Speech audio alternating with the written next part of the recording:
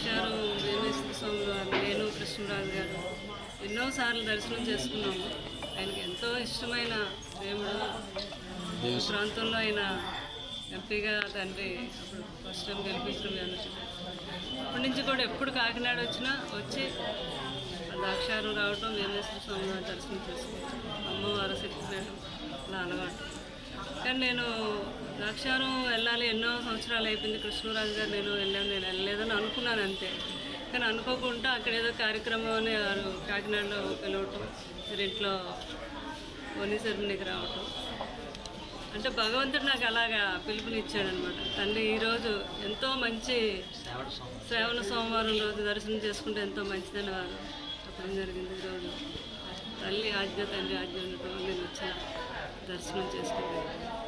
అంటే కృష్ణరాజు గారితో రావడం ఎప్పుడు అలవాటు, పెద్దనే రావడం బాధగా ఉన్నా ఇద్దరం కలిసి నేనుగానే వచ్చి ఇంకిద్దరం ఒకటే దర్శనం చేసుకుని చాలా బాగా. కనపురాణం అందరికీ తెలిసిందే, మహానుభావుడు.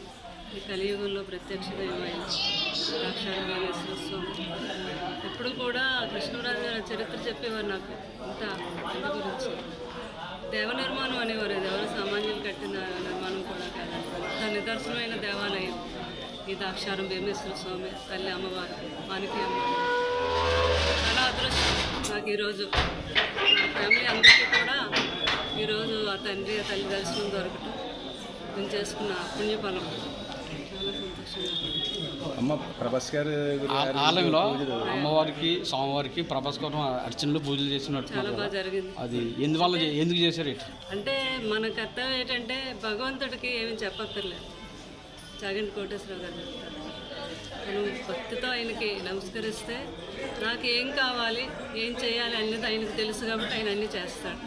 మనస్ఫూర్తిగా తల్లి కన్నం పెట్టుకున్నాను. ప్రభాస్ గారికి ఏం కావాలని కోరుకున్నారు దేవుని? అది మీ అందరికీ తెలిసిన విషయం. ప్రభాస్ గారు పెళ్లి గురించేగా మీ అందరూ అడిగేది. తప్పకుండా బాబుకి పెళ్లి చేయాలని మాత్రం మనస్ఫూర్తిగా పార్వతీ పరమేశ్వరం నేను కోరుకున్నాను. ఈ సంవత్సరం చేస్తాను ప్రభాస్ గారికి పెళ్ళాను అంటే అది శివుడు ఆజ్ఞలో ఎందుకు చేయమైనా కుట్టదంటారు కదా. భగవంతుడు ఆజ్ఞ ఆయన ఎప్పుడు ఏ రోజు అనుకుంటే ఆ రోజు జరుగుతుంది. తప్పకుండా ఆ శుభ సమయం వస్తుంది. అలాగే మా పిల్లలు, ఆడపిల్లలు ఉన్నారు, వాళ్ళకి కూడా ఆ తండ్రి మంచి సంబంధాలు చేస్తారు. అంటే ప్రభాస్ గారికి మీ ఫ్యామిలీ కుటుంబంలోనే మ్యారేజ్ చేస్తారు, బయట ఏమన్నా సినిమా హీరోయిన్లు ఎవరున్నాయి? అది తెలియదు నాకైతే. అది మాత్రం పెళ్ళి మాత్రం జరుగుతుంది. అది పెళ్ళి మాత్రం జరుగుతుంది. భగవంతుడు ఆజ్ఞ ఉందంతా. చాలా సంతోషం.